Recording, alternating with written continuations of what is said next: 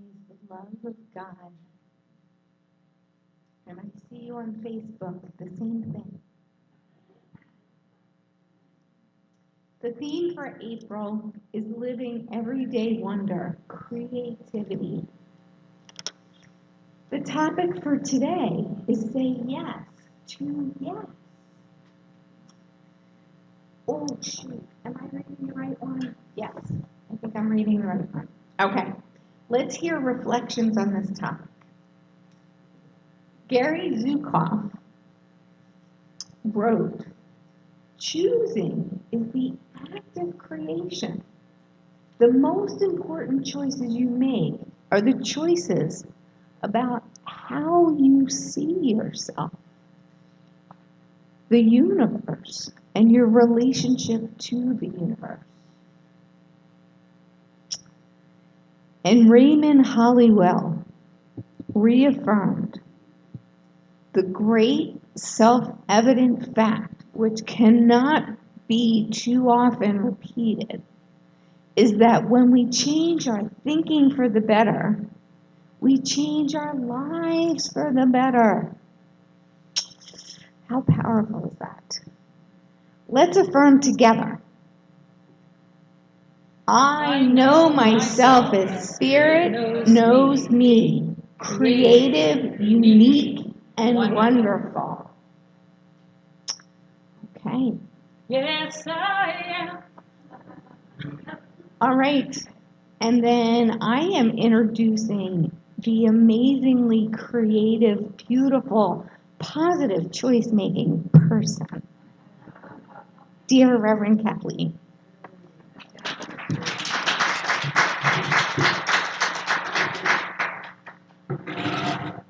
That was lovely. Thank you, Jen.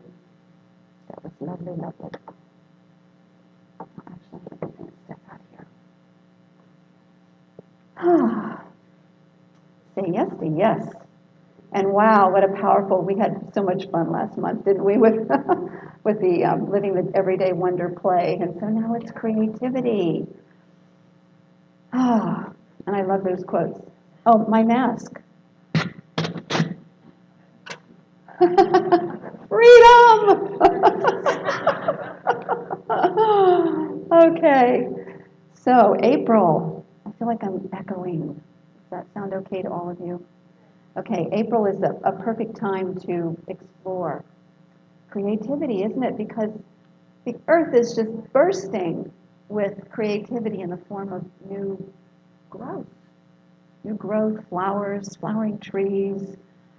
I love Delaware. Delaware is just, oh, oh, the birds, creativity in the room, yes.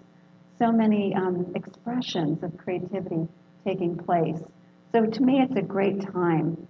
It's also the season of celebrating Easter and Palm Sunday and Passover. And so it really is a good time to relook at this thing called transformation, that freshness and newness that is produced in each one of us in each and every moment, and how to harness that in a really positive and powerful way. So we begin with the awareness that all there is one infinite universal creator, God. That's where we start. That's where I start. We all start. And that one individualization, that one presence, that one life, that one power is our life. It's our life. So we are born creators. We're creators. We co-create with the divine. And all that presence is, the nature of that, it says, we are made in the likeness and image of the divine. Well, that creative nature is our nature. And so as we own that and as we unite in awareness of whose we are and who we are able to harness a creative power that is truly astounding. And so the saying yes part, saying yes to the creative process, saying yes to who we are in truth as co-creators with spirit, is really the essence of the theme this month. And when we listen to and respond to those intuitive nudges that we receive each and every day, we're truly participating in the grand creation, the great work of God, the great play of God. Let's put it that way. So creative expression is inherent in each one of us. Nobody has a deficit of creativity. So this month, this is basically the way the flow of the month goes. I'm going to give you some heads up. Today we recognize creativity begins with our choice to heed the creative impulse. Next week, I'm going to step back a little. Do you think it's this? I think it's that. Maybe turn it the other way. Yeah, thank you. So heeding the choice to heed the creative impulse, that's what today is all about. And next week, which is Palm Sunday, we explore the journey of creativity and the growth which occurs when we step out of our comfort zones. And week 3, Passover, Easter Sunday, we understand them as symbols of our own transformational process. And week 4, the missing link to realizing our dreams, and that's when Charlie Curtis will be here, faith of the mustard seed. So today, then, we move beyond the fears and the doubts, all of those, I'm not enough, I can't do it, all of that nonsense, self-induced nonsense, right? Isn't that the acronym for sin? Self-induced nonsense. Well, sometimes it's not self-induced, sometimes it's culturally induced, but anyway, we move beyond all of that and understand that we have these amazing abilities, talents, and imagination to do amazing things. And it begins by choosing to know who we are, the creative genius of the universe itself in person. And so we create from that, and yes, we are the ways in which God creates in this world. So the three points that I'd like to make are: we are one of, with, and as God. Why does it matter? The second one is the universe has only one answer. And then the final one is saying yes to the yes. So I'd like to begin with a parable. This is a parable written by James Emin Queegier. I hope I'm pronouncing that correctly. Agree. He's an African intellectual, a missionary, an author, and a powerful educator. He was born in Ghana in 1875, and his legacy is invaluable. So the parable of the eagle. Once upon a time, there was a farmer who went out into the woods and captured a young eagle, and brought it home and put it with the chickens in his yard and fed this great creature chicken feed. And so pretty soon, over the years, the eagle began to think of itself as a chicken. So after 5 years, a naturalist appeared. He came and visited, and he saw the eagle in with the chickens, and he said, "This bird is not a chicken, he's an eagle. He has the heart of an eagle, and he is meant to fly." To which the farmer responded, "No, no, no." The opposite of yes, yes, yes, right? No, no, no. He is really a chicken, and he will never fly. The naturalist took the eagle, lifted him up, and said with great feeling, "You belong to the sky, not to the earth. Use your wings and fly." The eagle held on to his fist, looked around and saw the chickens pecking, and jumped off and joined the chickens again. The farmer said, "I told you he was a chicken." "No," replied the naturalist, "he's an eagle. I will try again tomorrow." So the following day, The naturalist took the eagle up onto the roof of the house and held him up and again spoke to him and said, "You are an eagle. Use your wings and fly." But when the eagle saw the chickens scratching in the yard below, what did he do? The same thing. Hopped down and joined the chickens. So that's 2 times, right? So the farmer said, "I already told you he's a weakling." To which the naturalist replied, "No, he's an eagle. He still has the heart of an eagle. Tomorrow we shall see him fly." So the next morning, the naturalist got up very, very early, before the sun even came up, got the eagle, went to the foot of the mountain, and stood there, and soon the sun came over the top of the mountain. And he lifted up the eagle, and he said, "You are an eagle. You belong to the sky, not to this earth. Use your wings and fly." So the eagle looked around him, trembling, but he still did not fly. This is the powerful symbol. So he turned the eagle toward the sun so that he could see the sun. And suddenly, the eagle began to tremble all over as if filled with new life. And he took off and flew and never came back again.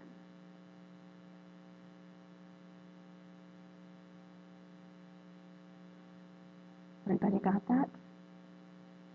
Do you see the application to our own lives?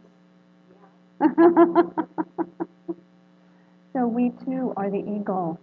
And so it's important to ask ourselves, the eagle meaning the Spirit of God is within us. We have amazing potentialities and possibilities. I don't care what your age is. It's inherent within all of us. We have superpowers. The superpowers of the faculty of the mind and the imagination, all that comes along with the mind, our thoughts, our imagination. Superpowers.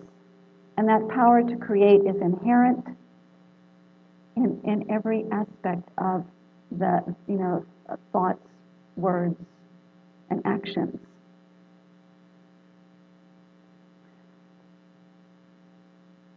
So Eric Butterworth, in a book called Practical Mystics, wrote, "Demonstration," which means the creative nature of your word coming into manifestation for those of you who are still new to our teachings.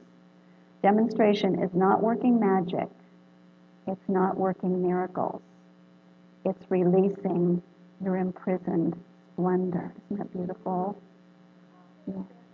Demonstration is not working magic. It's not working miracles. It's releasing your imprisoned splendor. Mm-hmm. Okay, I'll say it again. Demonstration is the manifestation of your word, your creative word, your imagination. It's when you create new things, whatever it is. That's really all about releasing your inner imprisoned splendor. That which you desire, therefore, is already within you. It's important to remember that. I mean, we hear that often, but is it really sinking in deeply? So in what ways are you like the young eagle, acting in some limited way, thinking you're just a creature of the earth and forgetting that glory of who you are? And all the time, you are the face and the body of the Creator itself in the world. Without you and your physical and and you and me actually, and our physical forms, God's ideas would go unrealized. I'm not saying all of God's ideas, but some really important ideas in the mind of God would go unrealized. And so it's important to remember that when we have a desire, it means of the Father. Those desires are of the Father. Those impulses to create, those inspirations. So we are channels through which the ideas in the mind of God touch the lives of ourselves and others, And yet, in order to release that inner splendor or that imprisoned splendor, like Jesus and Buddha, Moses, Krishna, and the other saints and sages, you must own your truth that you are like the eagle. So let's take a look at the first one. The universe has only one answer. What is it? Yes. Wonderful. Okay, and that yes is a way of describing the universal law of cause and effect, where thoughts become things. That is the grand yes. The universe operates, God operates in the affirmative. The universal law of God operates in the affirmative. So what does that mean? It means that it says yes to what we believe, both conscious and unconscious beliefs, therefore create our lives. And just like the sun shines on the just and the unjust, the universal law does not play favorites. It manifests whatever we are focusing on with our words and our imagination. So that's very short. That's the first point. The second point is saying yes to the yes. So when we say yes, it's like the eagle that was facing the sun. We're saying yes to our own divinity. We're saying yes to the divine, and saying yes that I'm going to consciously use that divine law. I'm no longer going to walk around unconscious and just let my mind do what it does. It means you step into a place of mastery and harness the power of the mind. So saying yes to yes. We're agreeing to partner with God. And Ernest Holmes puts it in such a beautiful way. He said, "You are in the laboratory of the divine. What then will you create?" Yeah. So how do we cultivate that mastery then? I bet you already know. Regular, disciplined, spiritual practice. Practice, practice, practice. And in the process of that, we begin to see new beliefs expressed as a new life, a new expression of our lives. And so let's use an example, because this is a really important place to start. If you have a belief that you aren't worthy of God's highest idea of your life, so think of the eagle that kept jumping back to the chickens, right? You can't realize your dreams. So worthiness is really an important part of the belief structure.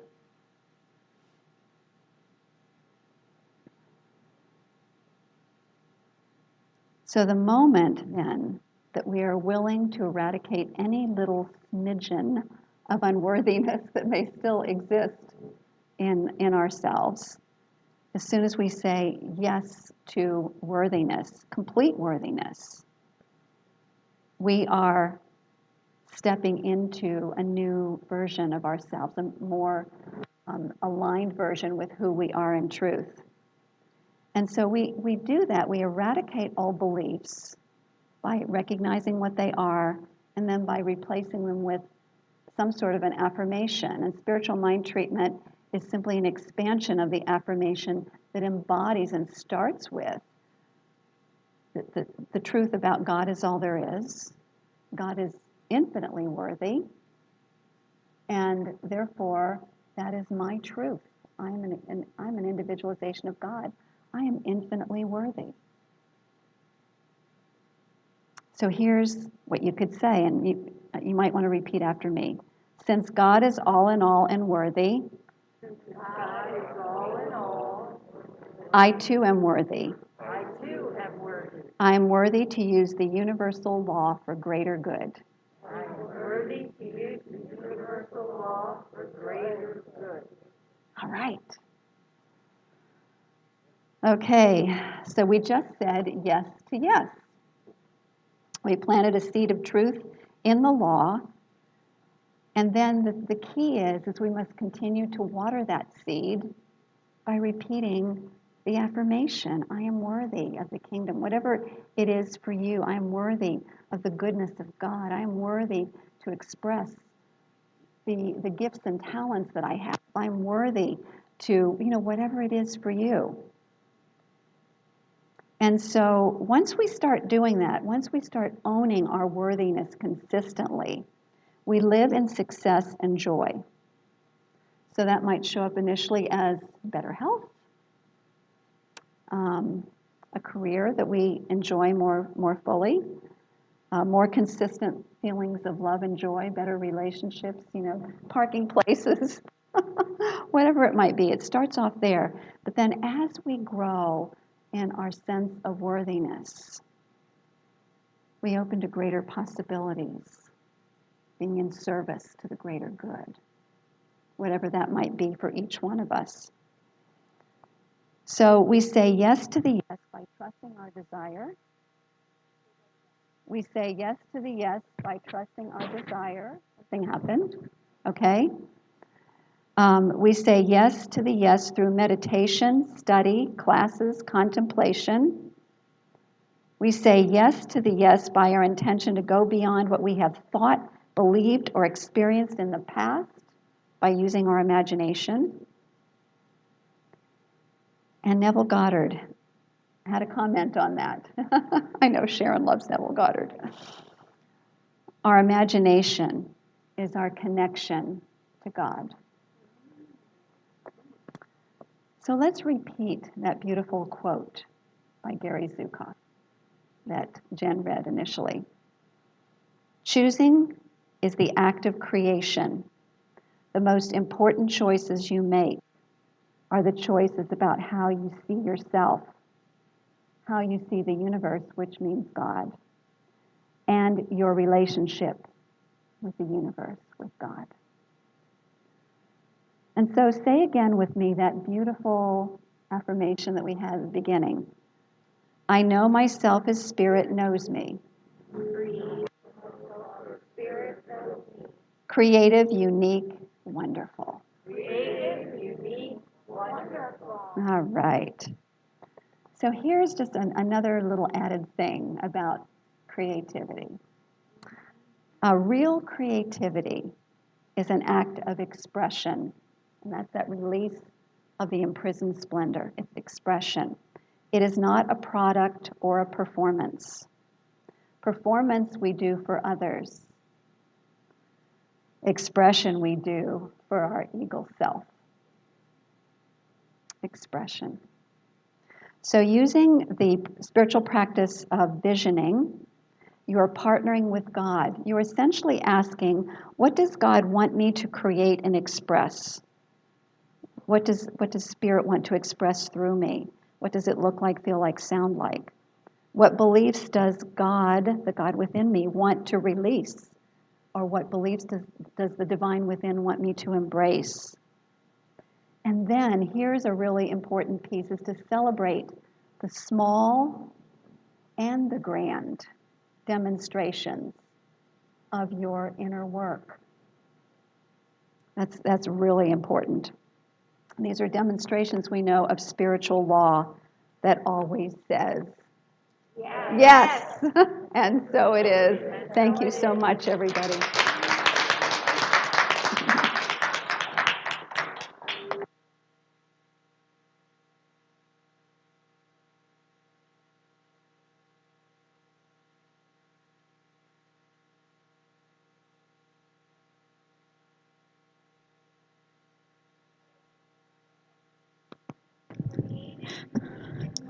You are that. You are that.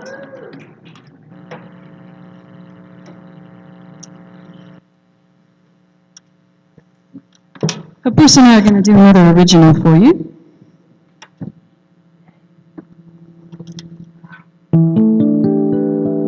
When we were at our Woodmill location before we were blessed with this wonderful space, I wrote this song for a service with a similar theme. I was much newer to New Thought and CSL then, and I was struggling a little bit with terminology. Like, I was coming from a different system, and the law and all of these types of things were relatively new ideas to me. And so I wrote this song to get it. So it'll help you to deepen your getting too. You ready, sir?